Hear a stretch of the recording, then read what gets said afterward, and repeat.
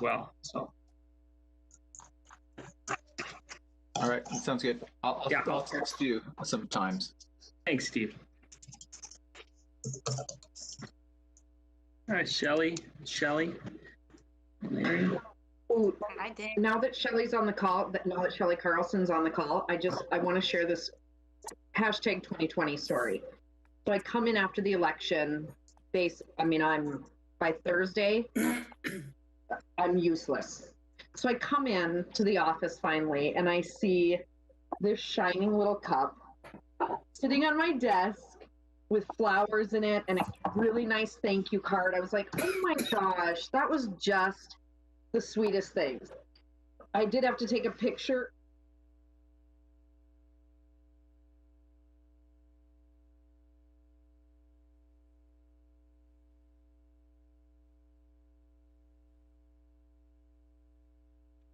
I just had to laugh because I was like, that feels right for this year.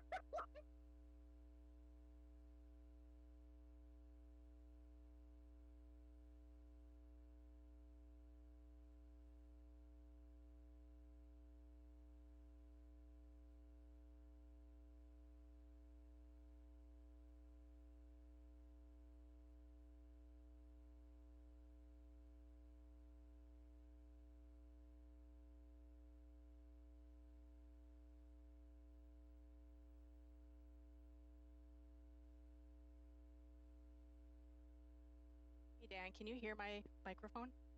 Yep, you sound great. Okay, cool. Thanks for being here, Amy.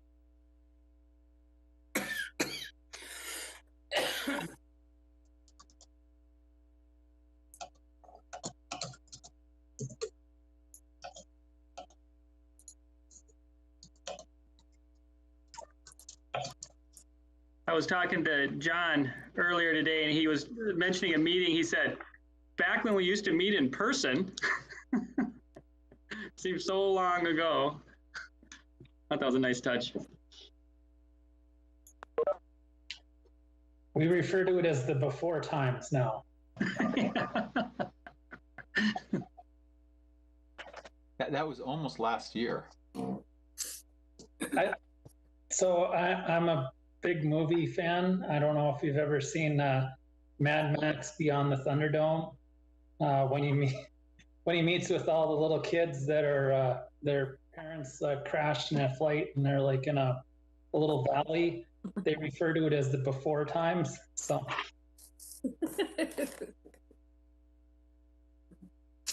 So should we expect to see Mel Gibson cruising down 8th Street soon? I don't put anything past the realm of possibility in this year. So I was just hoping maybe Tina Turner would come and give us, a little. I could use that, Yeah. Well, I do a pretty excellent Tina Turner. I gotta admit, that is a specialty. And on that note, I think we'll go ahead and call the meeting to order. Save that for later. All right. We'll go ahead and call the meeting to order. It's 5:32 p.m. For the November 9th, 2020 edition of the Moorhead City Council meeting. And I will turn to Madam City Clerk to provide a roll call, please. Shelly Dahlquist. Here. Sarah Watson-Curry. Here. Shelly Carlson. Here. Heidi Durand. Here. Deb White. Here. Larry Seljevold. Here. Chuck Hendrickson. Here. Steve Lindos. Here. And Mayor Johnathan Judd. Here. And if we can all stand and recite the Pledge of Allegiance, please. I pledge allegiance to the flag of the United States of America and to the republic for which it stands, one nation, under God, indivisible, with liberty and justice for all.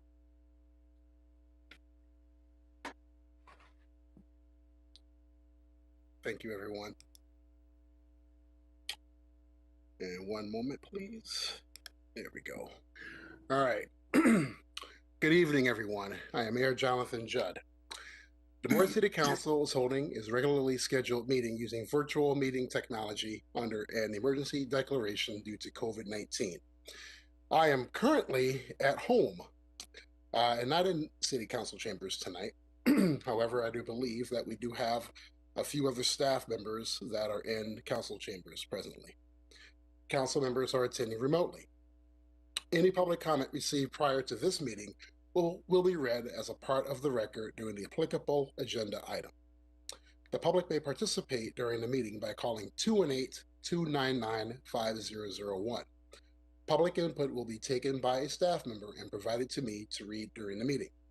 Or you may request that your call be bridged through the virtual WebEx meeting and speak directly during our public hearings or citizens addressing the council agenda item. Again, the public comment line number is 218-299-5001. If there isn't an answer, please leave your message or callback number, and someone from city staff will get back to you as soon as possible.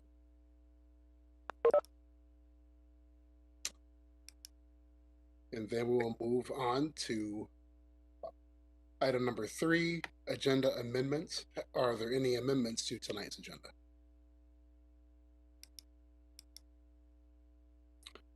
Hearing none.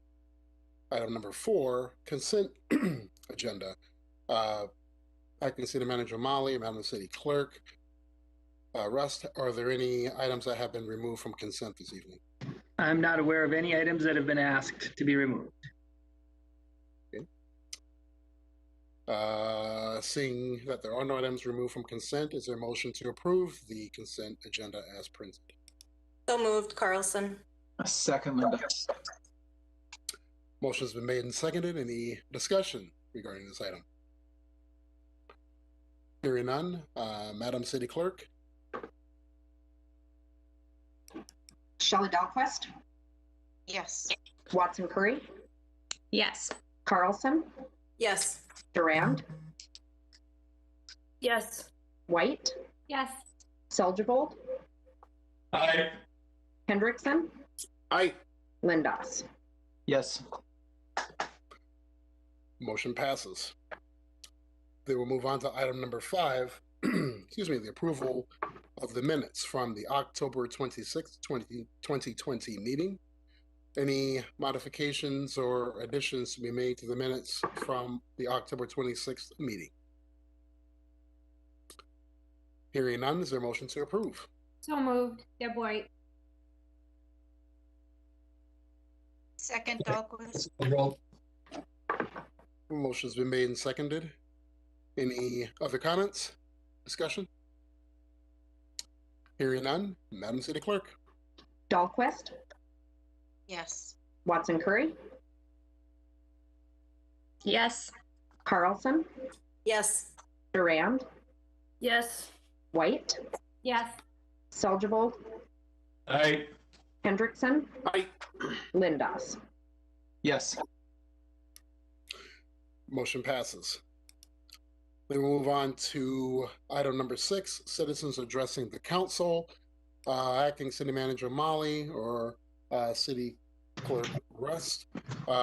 Do we have any citizens that wish to be heard this evening? Nobody has None of called them. in. Yep. No. Okay. And we haven't received any electronic communications also? Not at this time. Okay, great, thank you. Then we'll move on to item number 7, Mayor and Council appointments. 7A, appointment of the 11th Street Grade Separation Design Team. I believe Acting City Manager Mahli. Yep, we've been putting together, thank you, Mayor, a pretty incredible team to look at the design. It's going to take a while before we get to this 11th Street project, so we thought we'd engage the community to put it together. And Christy Lashevsky, Community Development Director, is on board to talk about that process and the membership, recommended membership of the group. So thank you, Christy, for being here. Thank you, Dan. And Mr. Mayor, members of the council, the proposed resolution for you tonight is related to a temporary group that would assist in creation of a design manual for the 11th Street grade separation. The design manual will look at elements within the underpass, such as bridge walls, sidewalks, potential landscape areas, and develop feasible options for potential features that are harmonious with our community. I do want to note that these design features are not required to be installed, but give officials like the City Council and MnDOT different ideas for consideration as the project progresses into design. The proposed team includes representatives from our K through 12, higher education, nearby business, and boards and commissions. The team is temporary. It's expected to meet about every other month for 12 to 18 months. And the lead agency in the creation of the manual is MnDOT. So there's no consultant fee associated with the creation of the manual. Our internal staff team also wanted to just say thank you to Dan and Mayor Judd for helping find and recommend people for this team. And I do want to note that we reached out to Azat Haider, who's an educator and member of the Public Housing Board, and we just heard back from him today. So he's not in the resolution, but we are suggesting that if the council makes a motion to approve this design team, that the motion also add Azat to the group.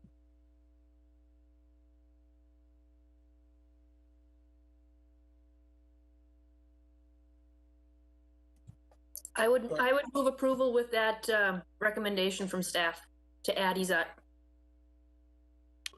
Okay, we have a motion on the table. Is there a second? Second, Deb White. All right, motion is made and seconded. Any further discussion? Mayor, I have one comment, I guess. Please. I can't find my raise hand function at this moment, sorry. No worries. I know that this will, I just wanted to vocalize this is, I don't see anyone in particular to stand up for accessibility issue concerns or multimodal transportation. I know that will be addressed, but I just wanted to vocalize and say that with ADA compliance, obviously that will be taken into account. And there's always been robust language, including walking, biking, bus, and driving. So I just wanted to vocalize that. I don't see somebody particularly assigned to sort of voice that. I think that'll be nested in within the planning staff. So that's all.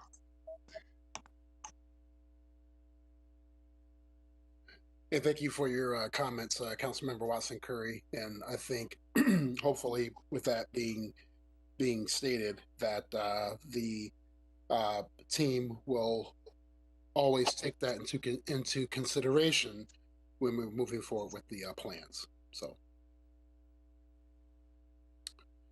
any other comments or discussion? Hearing none. Actually, JJ, I actually have my hand raised hands. Okay, I may need to change my function here because I cannot see from home unless I click on that. So go ahead, Councilmember Lindos. I'll see if I can fix it. I was going to say, I think Councilmember Dahlquist was first. So. Okay, go right ahead. Thanks. Thank you. I was just wondering if these meetings will be virtual that are open to the public to, if they have questions or suggestions that they can add to the plan.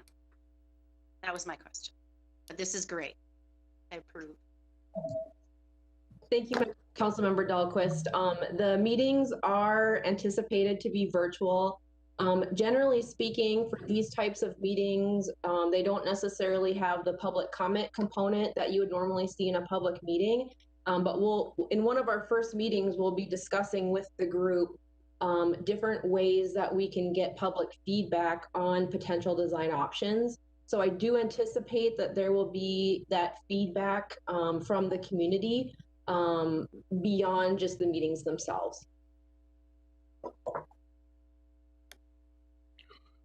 Thank you, Councilmember Dahlquist. I now have hand access. So Councilmember Lindos and the Councilmember White. Thank you, Mayor. So I guess you just answered part of my question, which is fantastic. And I like this group as a well-rounded section. But one of the questions is if we were to find or identify someone that would be particularly good for representing different aspects, we could always add another person to this group, right? Councilmember Lindos, thank you for that question. Yes, you can still add members to the group. And I'll just also throw in one more idea is we're also looking for study review committee for our comprehensive plan. So, you know, even beyond this group, if you have citizens that you know that would be interested in participating in these types of things, we always like to hear about that so that we can include them in groups that they would really find beneficial and fun to join. Thank you, Christy. If I could add one thing too, all this work leads to the city council meetings for your approval. So your engagement, involvement, input is always welcome.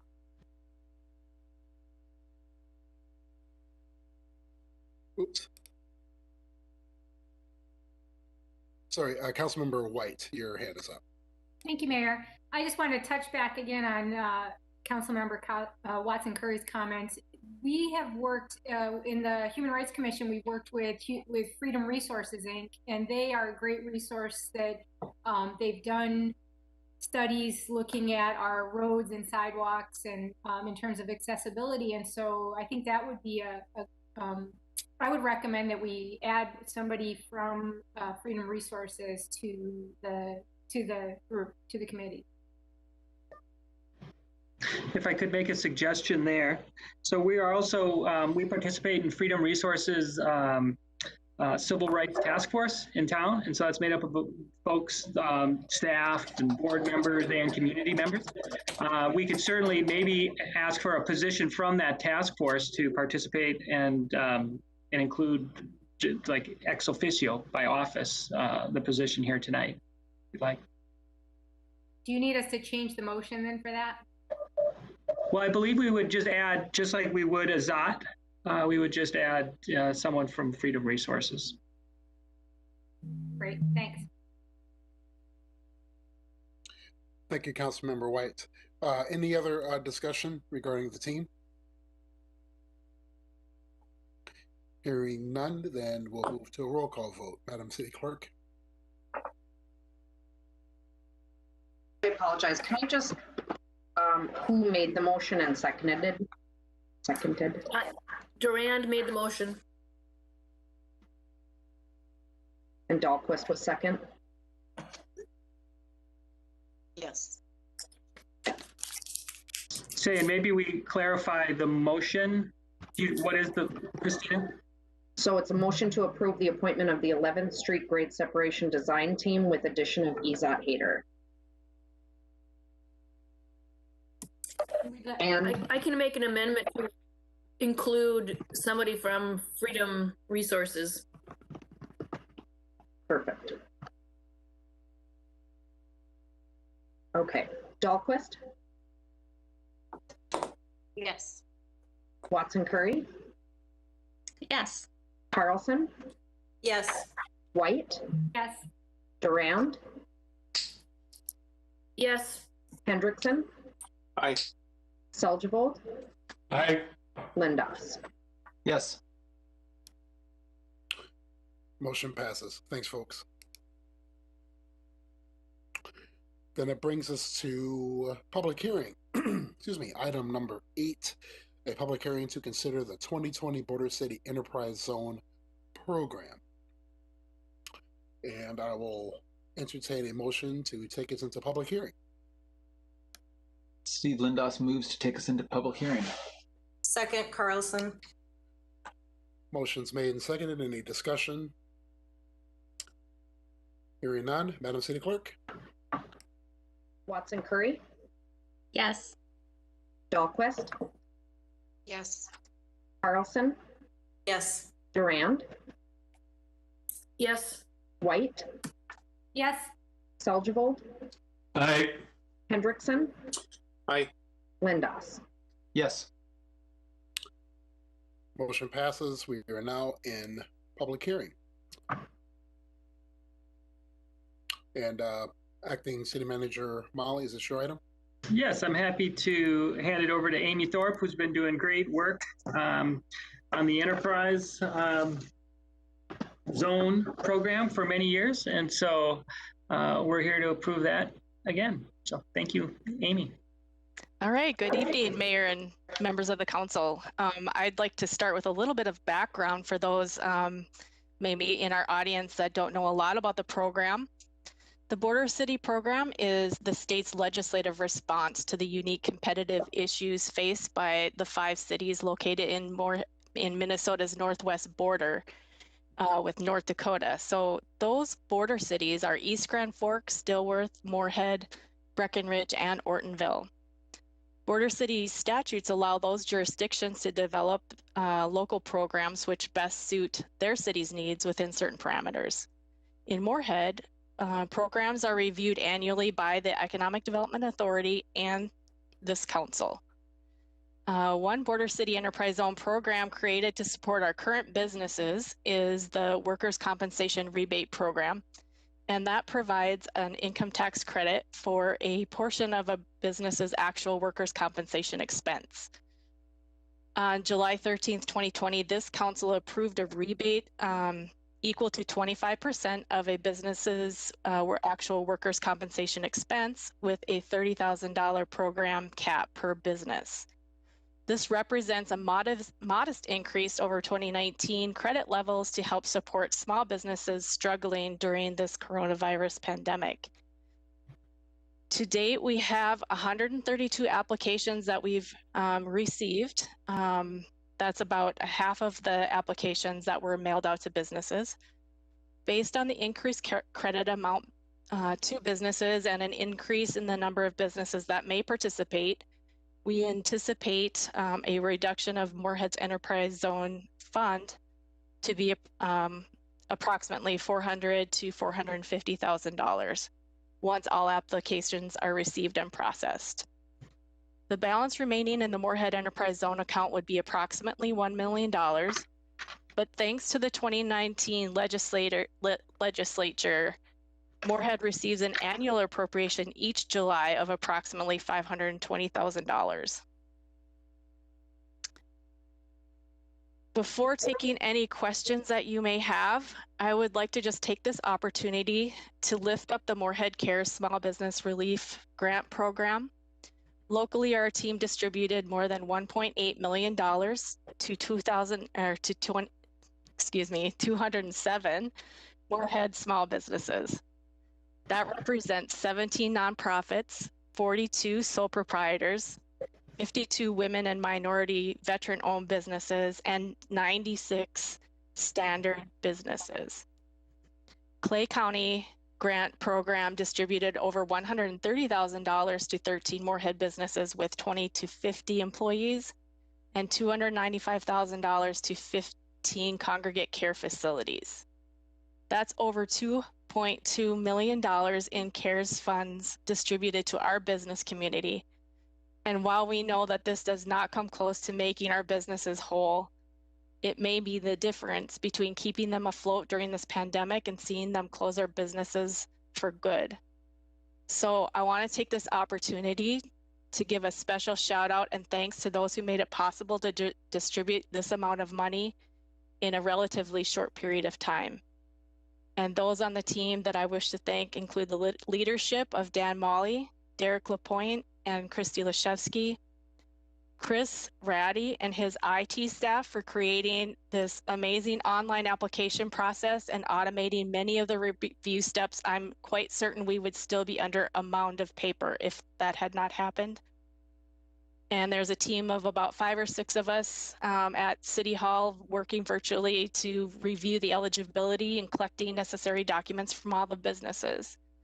And lastly, I'd like to say a thank you to Steve Larson and his team at Clay County for their partnership throughout the process. And now back to the Enterprise Zone.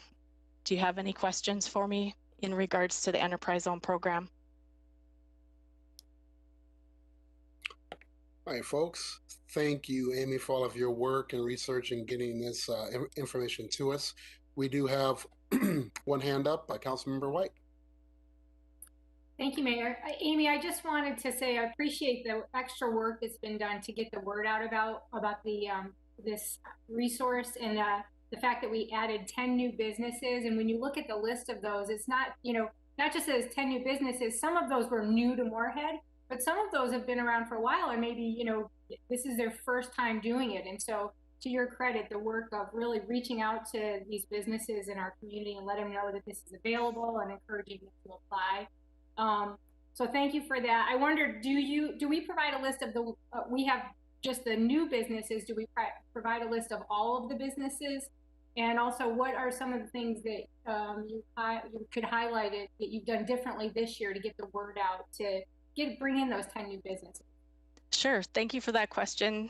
I would say that the one new thing that we did was to just add to our mailing list of any of the businesses that applied for the CARES grant program that did not already participate in the workers' comp program. We added them to the list, and so I would estimate that probably about 40 businesses were included in that list. And so I anticipate that we will get more new businesses to add to that new business list. And I forgot the first part of your question. Actually, I was just asking this, we have a list of the 10 new. Oh yeah. But just overall looking at all, do we get a list? Would we see a list of all of the recipients? I could certainly distribute that list. But and typically in this type of format, we wouldn't, give a list of every business. That's okay. Okay.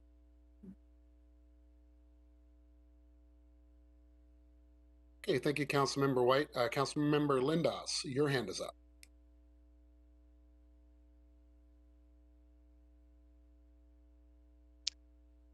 I don't have it. I don't hear your voice.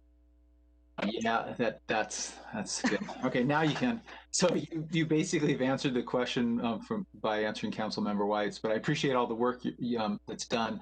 I did have a person that I was talking to literally last week that was talking about the disadvantage of paying payroll in Minnesota, and I did say, have you talked to the Economic Development Authority?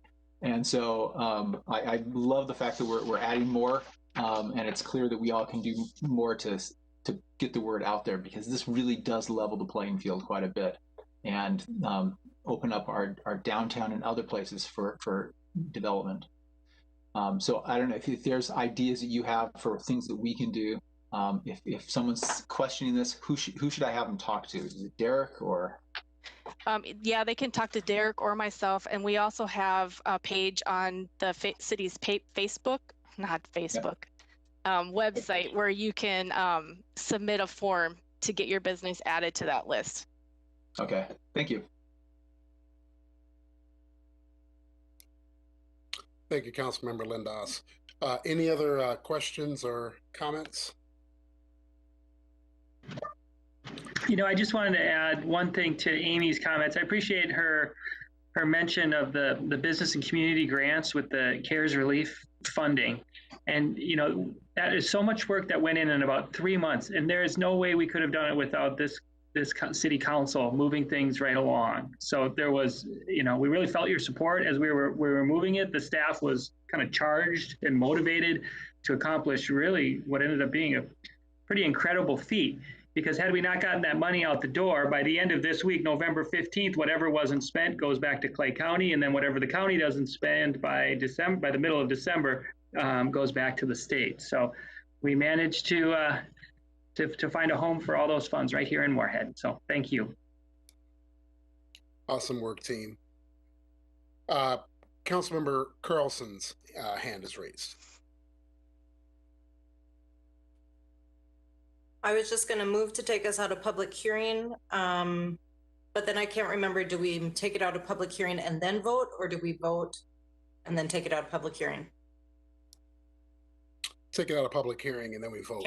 Okay. I move to take us out of public hearing.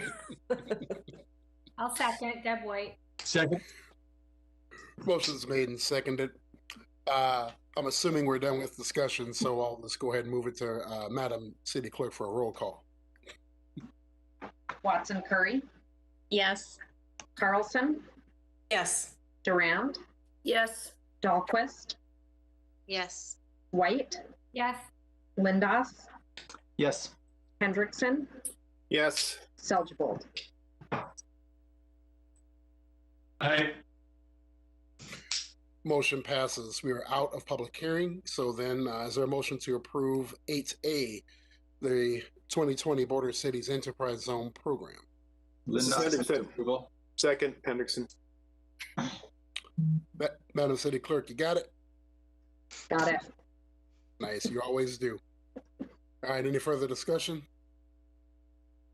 Hearing none. Madam City Clerk. Dahlquist, Yes. Watson Curry, Yes. Carlson, Yes. Durand, Yes. White, Yes. Seljevold, Hendrickson, Aye. Lindos, Yes. Seljevold. Aye. Motion passes. Thank you, folks. And thank you, city staff, for all of your wonderful work in getting this project going and steady. Thank you. So then that takes us, folks, to item number 11, which is a resolution to exercise purchase option agreement for eventual tenant homeownership Maple Court Townhomes. And I believe Acting City Manager Mahli, if you want to, nope, it's Miss Bode. Miss Lisa Bode, you're up. Well, and Dan could certainly introduce this item first if you wish, Mayor. Dan, did you have anything you wanted to speak to? No, other than like that it's an exciting partnership, that it's great to see us preserve our affordable housing stock for the long term here, and that I value the work that's gone to get it to this point. So thank you, Lisa. Thank you. And with that introduction, Mayor and council members, I think most of you were part of previous discussions on Maple Court, but for the benefit of the public, I'll just go over briefly because it does go back a ways, and it is an exciting opportunity, but not without some complexities, and it's not something we would typically do. So the Maple Court Townhomes is a 34 unit multifamily project rental development in North Moorhead at 10.5 Street and 17th Avenue North. And it was developed by the South Hill Group through the Low Income Housing Tax Credit Program in partnership with the city and with Minnesota Housing Finance Agency, and the Greater Minnesota Housing Fund. As part of the development approval process, the city of Moorhead was granted a right of first refusal to purchase 17 of the 34 units that exist on one contiguous land parcel for the cost of the remaining debt on the units for the purpose of eventual tenant ownership. And so we are now at that point where the city has the right to exercise the right of first refusal and purchase those units for the remaining debt.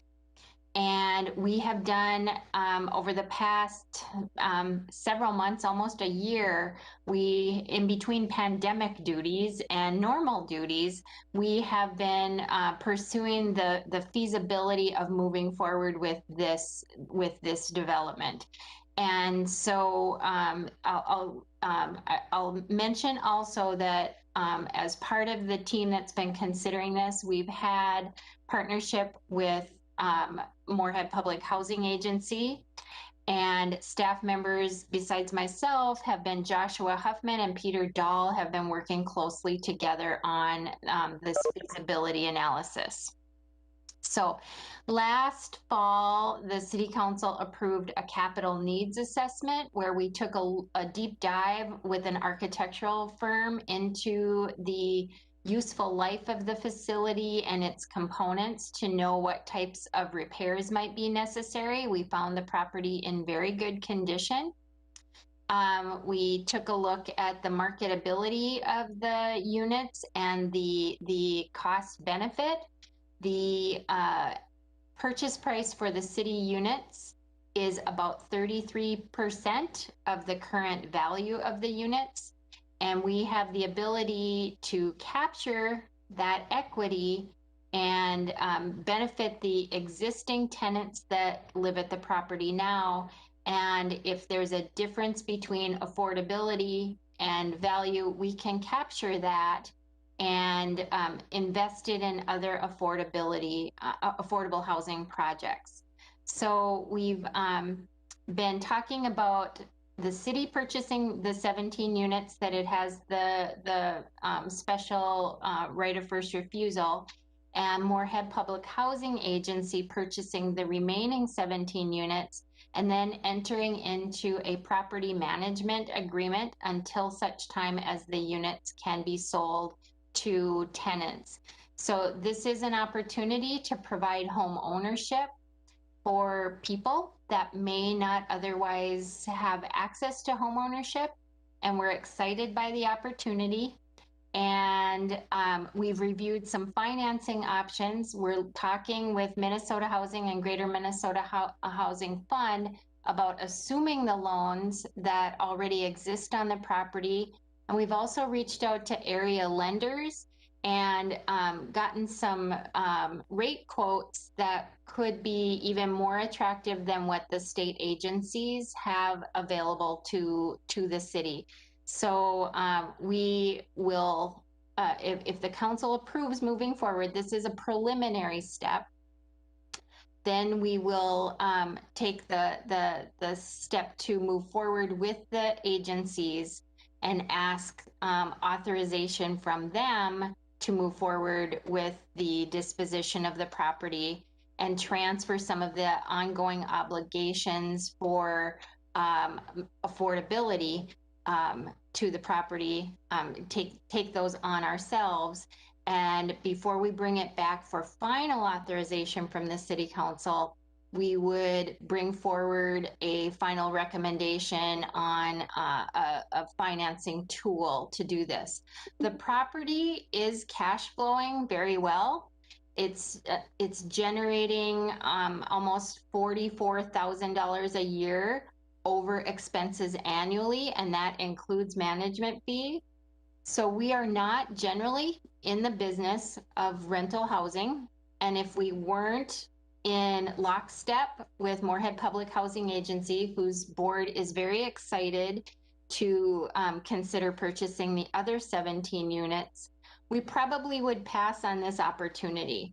But it just seems too good of an opportunity to provide home ownership and just continue to make this neighborhood the strong housing development that it already is. So our recommendation is to move forward with pursuing the acquisition of 17 units at Maple Court Townhomes. And we did include some of the next steps in our packet, which would include Moorhead Public Housing Agency negotiating a purchase price for the remaining 17 units. They don't get quite the special deal that we get, but I think that they are negotiations are going well on their end. The Moorhead Public Housing Agency board would have to act. We would have final council approval, enter into a management agreement with Moorhead Public Housing Agency, and possibly a right of first refusal with Minnesota Housing if we find that home ownership is not desired by tenants, or if these are not as marketable as we believe they would be. We don't want to be in the rental housing industry long term. And so we've been communicating with MPHA about that and getting their engagement on eventually purchasing any units if the conversion doesn't go as planned. So we're looking at backup plans and contingencies. So I've probably overwhelmed with information, but it's a big deal. So if you have any questions for me, please let me know.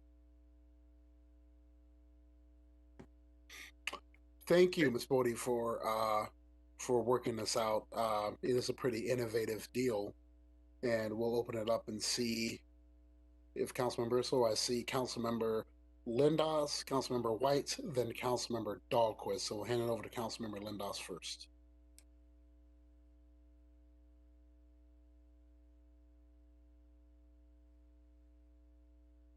Can't hear you if you're speaking. Okay, I guess I have to click the mouse. I can't just hold the space bar. I thought I could be clever. I'll just start off with the one question, since you answered part of it, which was essentially making it clear, the city, basically what's the packet is huge. And so going through that, what is the cost to the city at the end of the day, or, the benefit to the city, making that, I really want to hold that up, that this is a zero sum cost to the city. And in fact, we can do some really good with funds that come in. Is that correct? That is correct. The units, the price that we would acquire the property at is about $540,000. And the units have an assessed value of $96,500 each.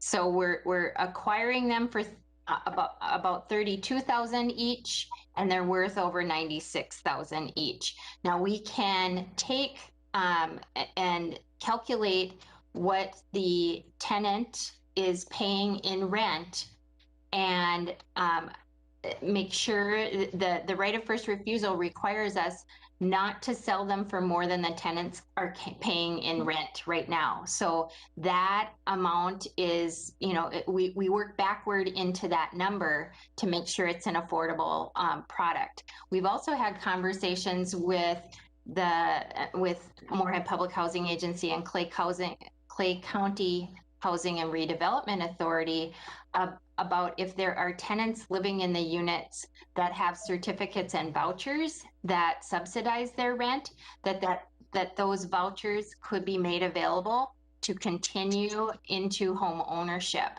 So if someone's receiving a subsidy, they could still be a homeowner.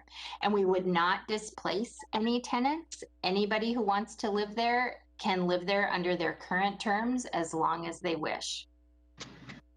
If I could add, so Lisa said something really important that should be repeated. Homeowner vouchers. So, we think of the voucher program for rental assistance. This is an ownership vouchers, which is really fantastic. The other piece here that I just think ought to be lifted is we also believe that housing support and services are really important to success. So we're partnered with Lakes and Prairies Community Action for pre-counseling and homebuyer education, and then post counseling and support to stick with the homeowners so that they can be successful, so their dream of home ownership doesn't turn into a nightmare. And when we went through that, I have to say, this little neighborhood is really well maintained. It's delightful. It's just going to be it's very nice. Thank you. Thank you, Councilmember Lindas. And we'll pass it over to Councilmember White, then Dahlquist, then Durand, then Carlson. Well, I think this is a great program, and clearly the backup that you're putting in there in terms of making sure that people have the other support that's going to help them become homeowners is really valuable, because we know that anything that we can do to make home ownership more affordable for people is going to benefit our community. They'll have stronger roots to the community. They'll be able to build equity. There's lots of research showing that children have higher achievement levels when they are in an owner-occupied home, and just things like that that are the long-term benefits to families in our community. So I'm hoping, the one thing I would ask is, since this is kind of we're uncharted territory to some extent, I'd like to hopefully see it be a model in the future. So to the extent to which we can capture any information or use this to look for similar opportunities in the future, I think would be really valuable. Thank you. We have a very valuable asset in Joshua Huffman, who before he worked for the city of Moorhead, worked for the village and did homebuyer education and financial counseling. And so while we won't put the whole education process on Joshua, I think he is definitely the right person to work on our behalf to ensure that the potential homeowners have all the information they need. And again, I can't say strongly enough too that our partnership with Moorhead Public Housing Agency is key to us doing this successfully. And Dawn is here if anybody has any questions for Dawn. Awesome, folks. Thank you, Councilmember White, for your questions and comments. I will pass it over to Councilmember Dahlquist, then Durand, then Carlson. Thank you, Mayor. This is so super. I'm so excited. And I am the liaison for the Public Housing Board, but they have such great members. Dawn Bacon is amazing and all that she has done too. And you mentioned CAP LP. Alexa Dixon Griggs is on the Public Housing Board and also does that work for CAP LP. So we're lucky that she's involved, and Michael Carbone and Greg Lemke. It's a wonderful board, and so I'm excited for more public housing involvement in this, and of course all the work that Lisa and Dan and Josh have done. I'm so excited about this. Thank you so much. Thank you. Thank you, Councilmember Dahlquist. Then we'll go with Councilmember Durand and then Carlson. Thank you, Mr. Mayor. I just want to say thank you to Lisa and her team. I remember hearing about this quite a while back, and just excited at how wonderful of a project and opportunity this would be. I just want to say a super thank you. It's one more thing that has come to fruition before I leave council. So thank you for getting this done before I have to leave. and keep up the great work. Thank you. Thank you, Councilmember Durand. Councilmember Carlson, you're up. Thank you, Mr. Mayor. Ms. Bode, I was just curious as far as what the timeline might be for the transition for the home ownership. Are these individual tenants looking at a year? Are they looking at 2 years to home ownership? I think this is a very exciting opportunity, even though it's not something the city typically would get involved with. I extend a lot of kudos to the whole entire group that worked on this kind of unique opportunity. I may ask Joshua to answer that. There are some requirements that the part of the complexity here is that we are in what is, the tax credit program has a 15-year initial period and an extended affordability period. And we're still in that extended affordability period. And so we can't sell these to someone right off the street coming from a different location. They have to live in the property before they can purchase. And I know Joshua worked and Dawn worked a little bit with Minnesota Housing on that. It is a little bit complex. We're not quite to the finish line yet. The people that made this program work at the agency are, most of them are no longer there. And so we've had a few meetings with a lot of people at Minnesota Housing just to make sure everybody is really understanding this option. This is rare. They don't do this very often either. So Joshua, maybe is it possible that you could speak a little bit to the tenant issue, and then also if you would mention some outreach that we've done already so that tenants aren't worried that they're going to lose their housing. Yeah, can you hear me fine? Perfect, thank you. As far as outreach that we've done, currently DW Jones Management is the company that's been managing those units since the project began. We worked with them to share communication with the tenants, to let them know, to ease any fears if there's something they hear that no tenant is going to be displaced. As we go through this process, if there's a tenant on the side that the city owns that decides that homeownership isn't for them, they're not interested in that, they'll be able to continue to rent. They will not be displaced. So this project could take some time. We're talking, it could take a few years, maybe a little more.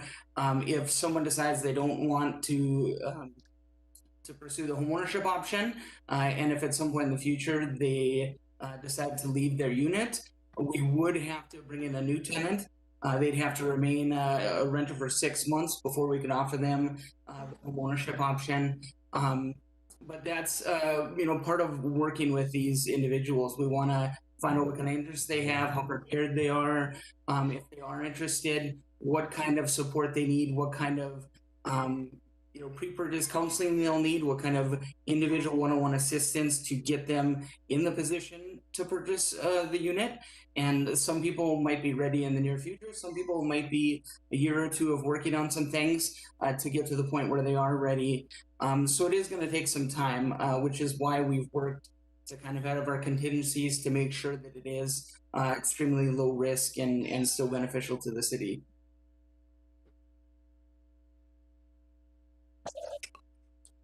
Thank you for your comments.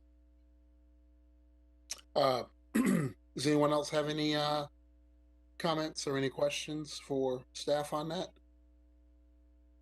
I think this is great. I do appreciate everyone for their work on this, and I echo the sentiments of all the council members who have commented. I think this is pretty innovative, and I'm looking forward to see how this works.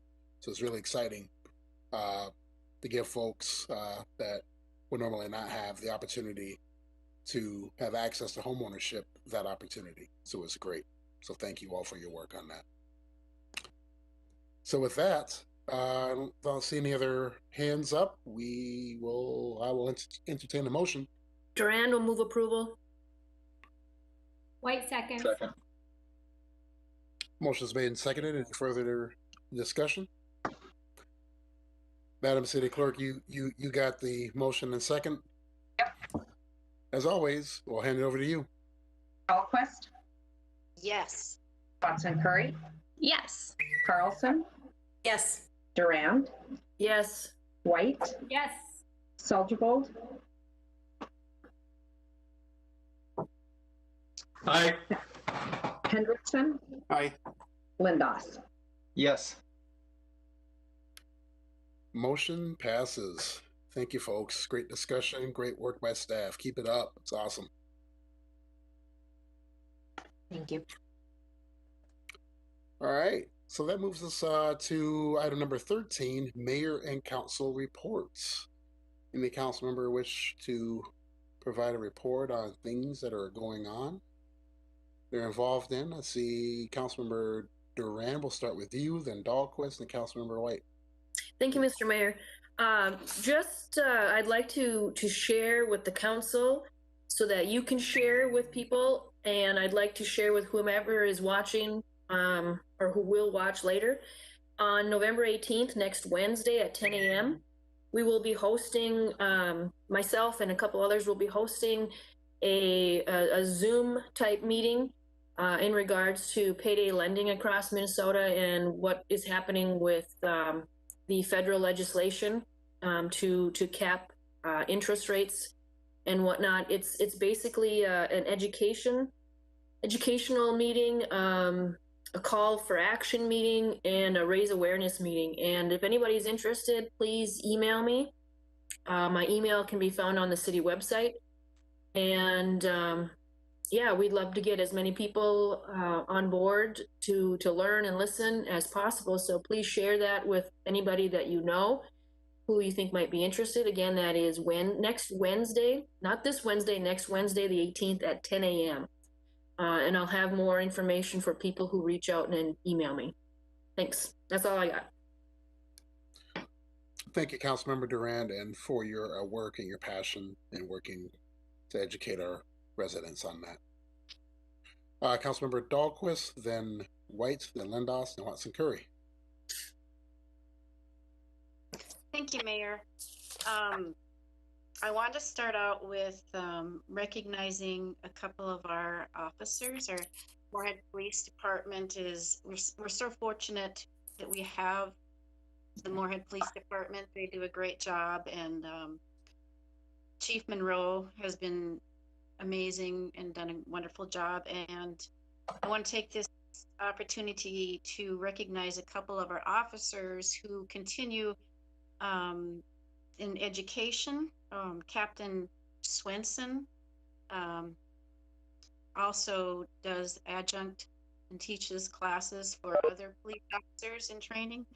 and Officer Sean Griego, who received the Joshua Hansen Service Scholarship.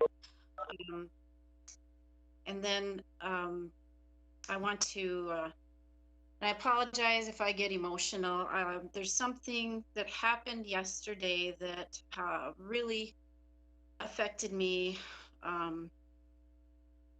About a year and a half ago, on the agenda was an item that the city was going to purchase an easement from the Buena Vista Trailer Park.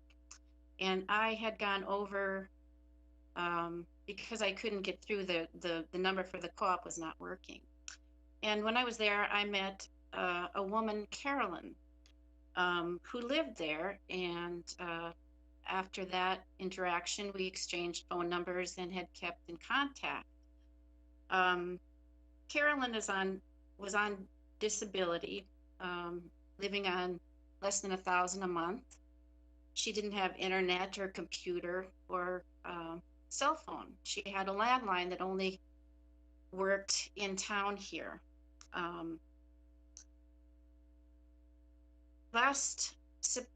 This last September 21st was the last time that I talked with her on the phone.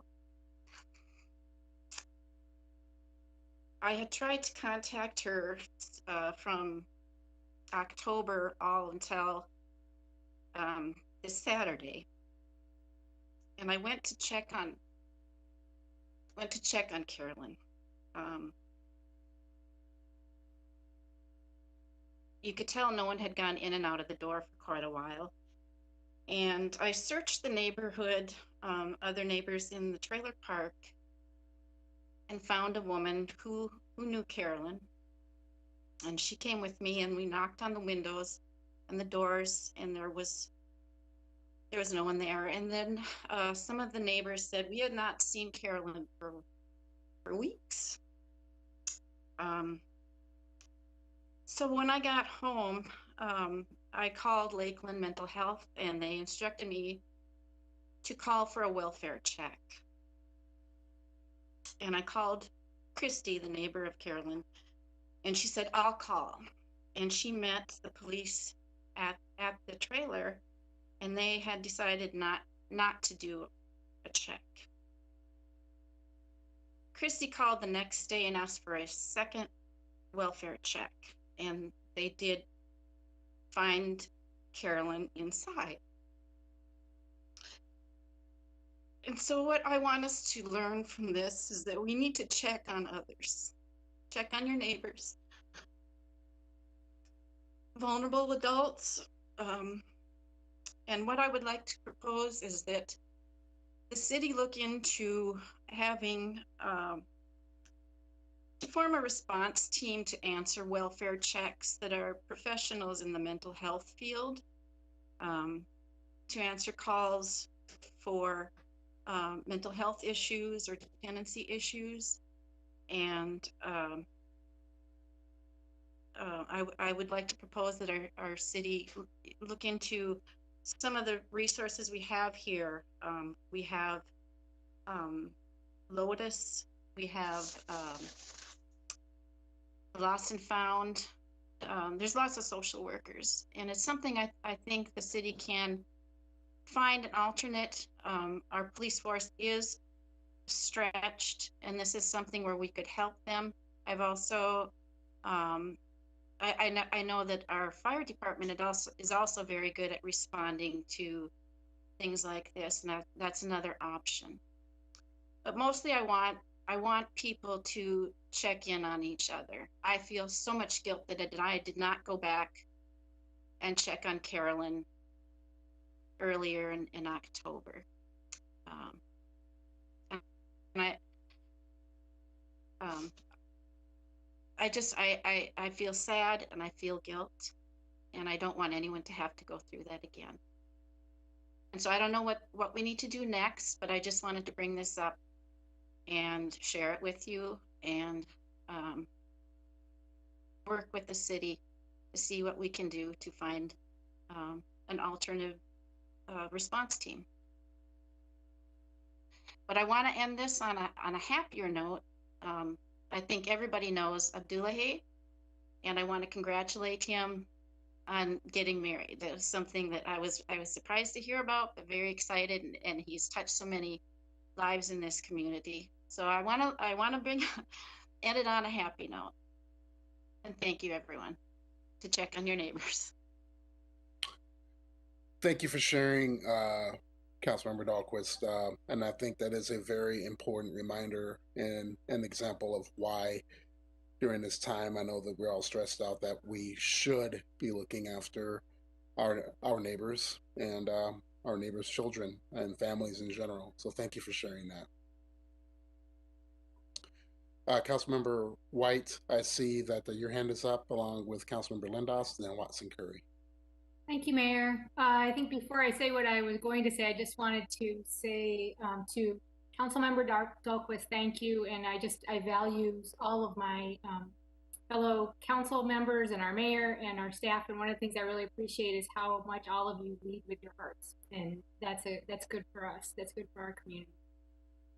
So I just wanted to report on a couple of things from the meeting that was held today. I represent the council on our West Central Initiative Economic Development Division. They meet quarterly, and it was nice. The mayor now serves on the West Central Initiative Board, so he was able to be there too. And just a couple of highlights from the meeting. One is they gave a report on a survey that they did on economic resilience, really looking at how our towns and cities are doing during the pandemic. And one of the recurring issues that folks from the different towns and cities in the region mentioned was lack of access to childcare and some of the struggles that childcare providers are having. And of course, we know that this was something that was an issue before the pandemic and has just become accentuated. So we had a lengthy discussion of that, and they're waiting for a state report with some information and then looking at some ways that they can provide some more resources in our communities to help provide better access to safe, quality childcare. And then the other thing that they talked about that I wanted to highlight was that West Central Initiative received about $1.3 million for the EDA revolving loan fund from the CARES Act. And some of that has been allocated, but they still have, I think they said about $700,000 to be allocated. And so these are funds that are readily available. And in fact, they've actually expanded the ways that groups can use, or that organizations can use those funds. So things like restaurants in the past weren't eligible and they now are. And so it's something that we can look at. And actually we had a discussion about looking at some upcoming creative things that businesses might do during the pandemic to think outside the box and alternative delivery models, such as, I mentioned some of the things that people have said about stuff like pop-up markets outdoors during the winter. I know that our acting city manager has mentioned that, of looking at outdoor activation. What can we do to get people doing things outdoors? And they said they'd like to work with Moorhead to see how they could provide some support for those types of economic investments. And I'll leave it up. I'm sure the mayor may have some other things to mention too about that meeting. Thanks. Thank you, Councilmember White. And I think you pretty much covered the essence of it. So now I think that's a pretty great update. So thank you for that. Councilmember Lindos, then Watson Curry, then Councilmember Durand. Thank you, Mayor. And so I know other council members are going to bring this up already, but I have to say the election, the way it was run was fantastic. Huge kudos to our city clerk and everyone that helped her. I know it doesn't happen in a vacuum, but it's certainly, you need someone to organize and shepherd and put all that together. So, I don't think we can thank people enough because it was, well run, fast, efficient, and everyone. My reports from students working at polls, they were very impressed, and hopefully they'll keep engaged. Councilmember Dahlquist and myself actually were both served on the Energy and Environment Policy Committee for the Coalition of Greater Minnesota Cities. And We met last week and to go over policies. And in a nutshell, I could go into much greater detail, but trying to promote clean air and water, clean water in particular, and also energy resiliencies, but trying to make sure that we advocate at the state level for support to be able to make those changes necessary to limit chloride and also PFAS and chemicals in our water. And so I think it was a good meeting. And if people would like more details, they could contact myself or probably Councilmember Dahlquist. And that was good. It was eye-opening. And I got a bunch of reading material just today that was sent. So I'll be learning more about some of these issues and how better to advocate for the changes both for our city and other cities in our region. The only other thing was Matt Bus has an open house on November 19th at 5:00 p.m. and we'll try to put that someplace so that people can click and find the link to that. But that's going to be an interesting open house to be able to see what the transit plan is, and your input is more than welcome. That I'm going to let other people talk. Thanks. Thank you, Councilmember Lindas. Councilmember Watson Curry, your hand was up and now it's down. You still? Oh, I always want to say something. All right, go right ahead. Thank you, Mr. Mayor. I'll piggyback on what Councilmember Lindas said, and just a huge shout out of thanks to Christina Ress and staff, to all the election judges that served, and yeah, I heard nothing but good news and record turnout for early voting, so that's pretty cool. I think that'll be the new norm, is that election day is the last day that we vote. I also want to say a special thank you to all of the folks that ran in Ward 1. Even if you weren't successful in taking over in the seat, I think that it just says the fact that 5 people rushed to run for public office during a pandemic says a lot about our community. So a special shout out to Quinn, to Alexa, to Chris, and to Ryan. So thank you so much for putting yourselves out there. And a special congratulations to Matthew Gilbertson, and here to help if you need anything. Obviously, you've got other capable hands to help bring you into the fold. Congratulations to the rest of you who won in Ward 2, Laura Caroon and Larry and Steve. Happy to have you represent me moving ahead, not just be colleagues. The rest of you, I'll get sentimental sometime later. I did have a meeting with the Cass Clay Food Commission last week, and I wanted to let folks know that there is an open seat for that commission. So not an elected necessarily, but a community member. And it's an open seat, so it could be anyone from any of the 7 jurisdictions that are represented. So if you go to, if you search or just go on social media and look for Cass Clay Food Partners, you'll find some information about an application. So if food access is important to you, I would encourage you to apply. And we had a great meeting, kind of recapped some of the things, the directions, looking 2 years out about some things to accomplish. So great meeting there. And also took some steps to have a pesticides working group too, as that's tied into food and food access and local agricultural.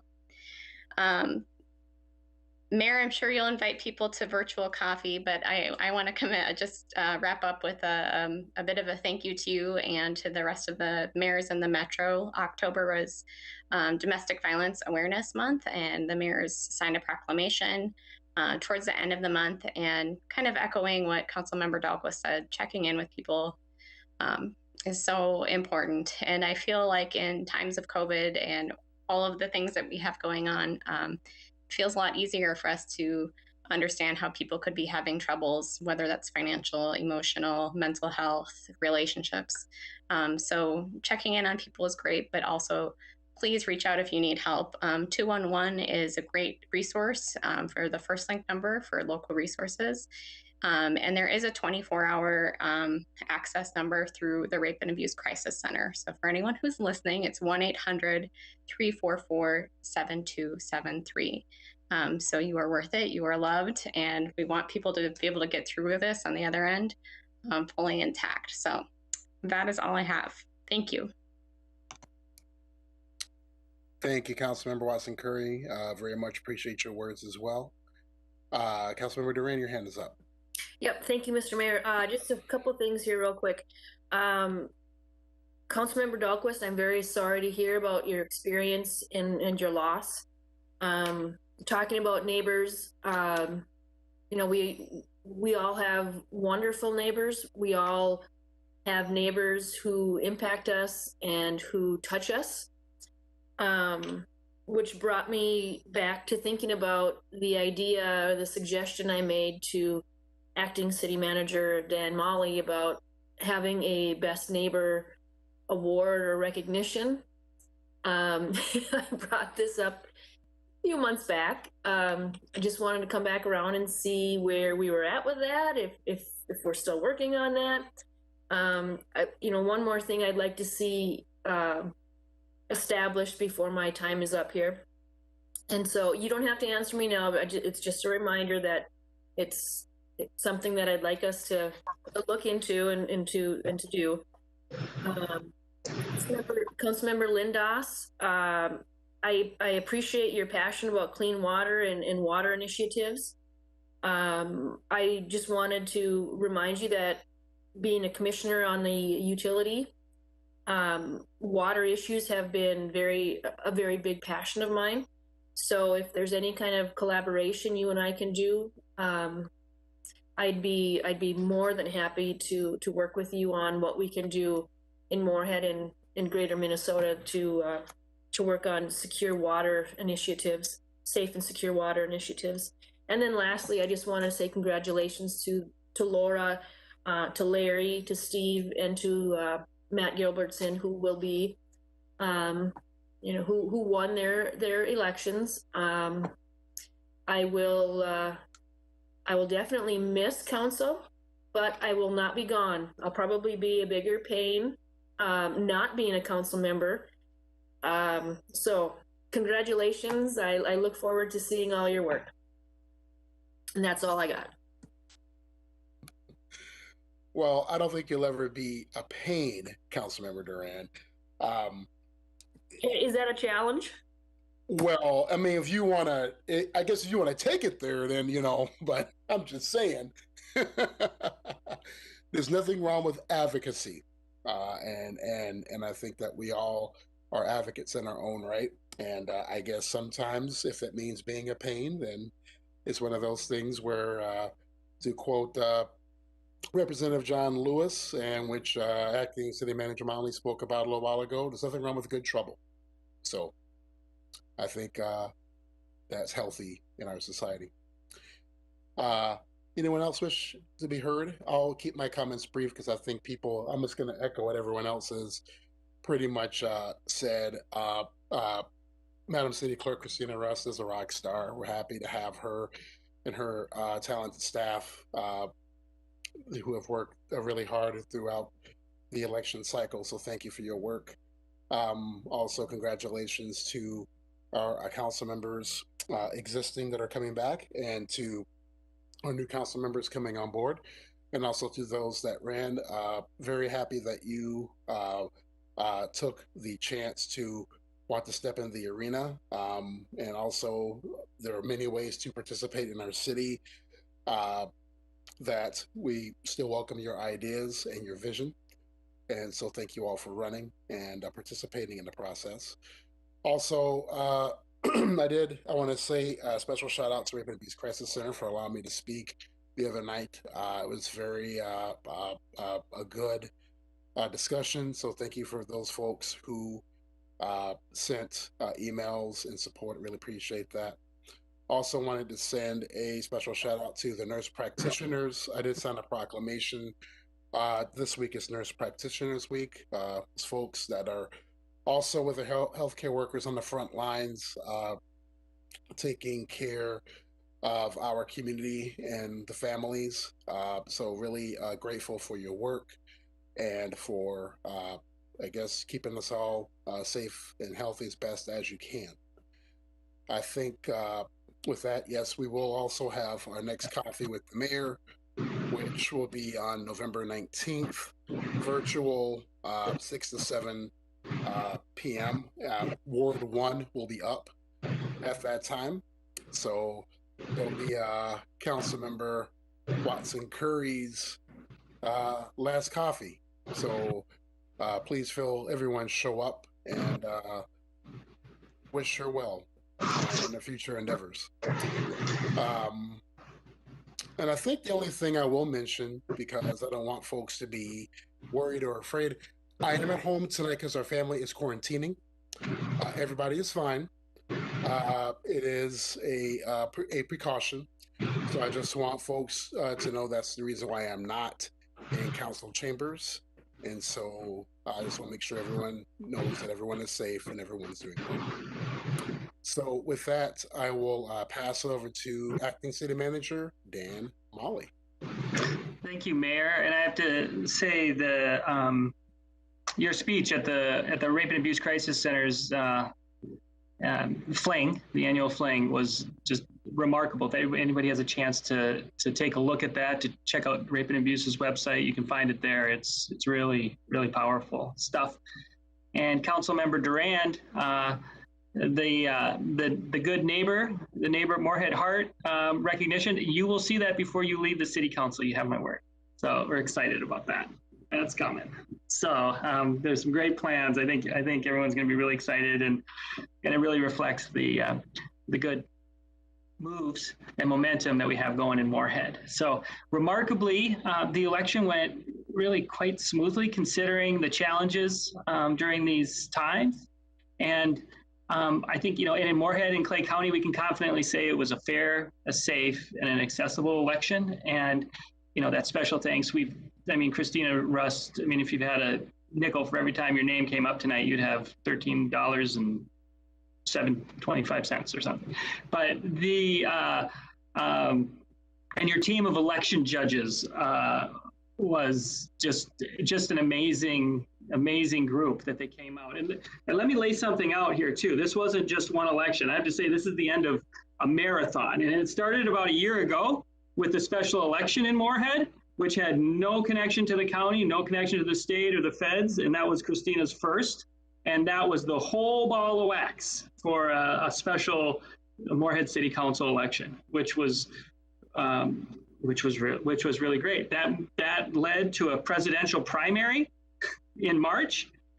Same deal. Election judges, an election's an election, whether it's a primary or a general. And then the general election a few months later, the general primary a few months later in August, and the general election here in November. So, through all of this, we've had these incredible election judges. We've had this incredible group of people, staff that have come out and made it work. And I really feel we can just enjoy that sense of accomplishment of getting through it all.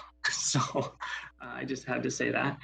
We've talked about, Matt Gilbertson and Laura Caroon, Larry Selchvold, and Steve Lindos, and everyone that put their name on the ballot. And I just also want to say thank yous to Councilmember Watson Curry and Durand for making just all your service. You've been great to work with. Now we do, so we do not have results from Clay County yet. So that means we're not canvassing the election tonight, which means we need a special city council meeting. So what I'm asking you is that if we can get together on Friday at noon, it should not be a very long meeting, maybe 5 minutes, to canvass the results and send them on. This is phenomenally important, and it can't wait for our next meeting. So I hope you'll be willing to get together again this week. And that is my update, Mayor. Thank you. Someone might need to mute me or something on your end. There we go. All right. No, thank you for that report, Acting City Manager Mahli. Before we move on to close out the meeting, anyone else have anything for the good of the order? All right, hearing none. There's no executive session. Number 15, number 16. Is there any new business that we need to attend to this evening? Hearing none. Number 17, since we've been on, Madam City Clerk and Acting City Manager Mahli, any citizens that wish to address the council this evening? None at this time. All right. Well, folks, I believe that takes us to adjourn or end the meeting. So is there a motion? So move, Carlson. Second, Lindos. All right, folks, we are adjourned. Stay healthy and safe until next time. Thank you, everyone. Good night, everyone. Good night, Moorhead. Good night.